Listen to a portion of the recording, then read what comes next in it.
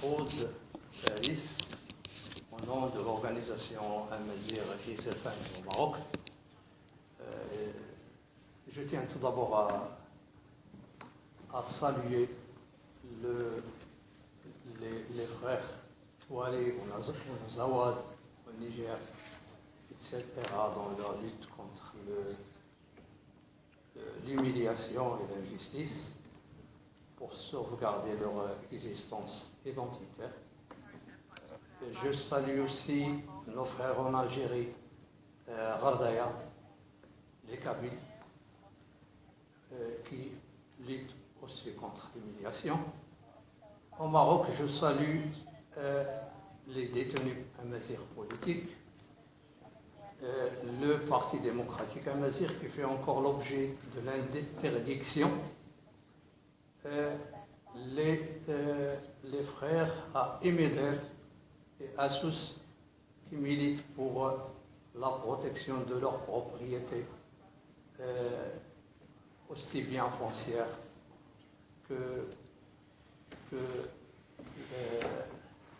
naturelles. Donc, je vais adresser la question à Madame Aboubakry Saoudata pour demander plus d'éclaircissement sur ce que vous avez évoqué, le point de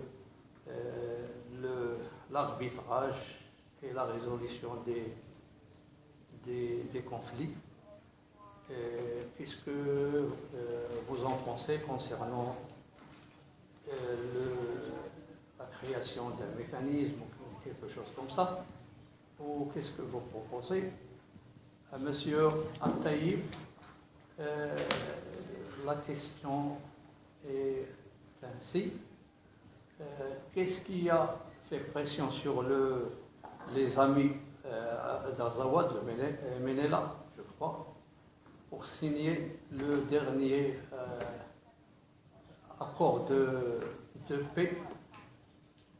À mon avis, ce que j'ai entendu, c'est qu'il n'est pas à l'intérêt du peuple azawad. Il y a une autre chose, c'est que concernant tous les Imazirs de l'Afrique du Nord, je crois que la paix et la stabilité ne peut être instaurée au niveau de l'Afrique du Nord pour l'instauration de la démocratie et la reconnaissance des droits identitaires. Comme ça, on peut faire face à toutes les tendances qui proviennent d'ailleurs, qui détruisent la paix. Il y a encore une autre chose dernière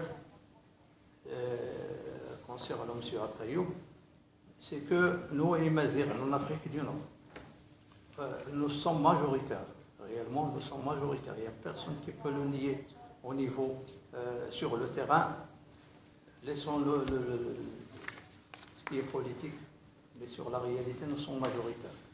Pour l'instant, je ne sais pas, la France se méfie de nous.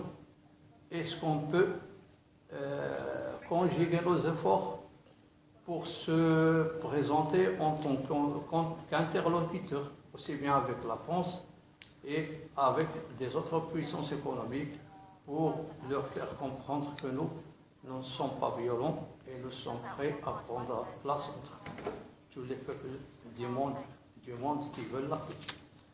À Madame Sarah, concernant la déclaration sur les droits des peuples autochtones,